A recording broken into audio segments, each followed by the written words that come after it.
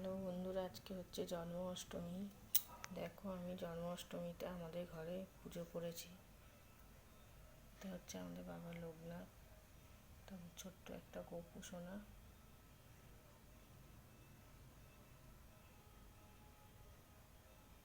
হচ্ছে মা শারদা, রামকৃষ্ণ আর বিবেকানন্দ। এটা আমার গোপু সোনা, তা বাবা লোকনাথ।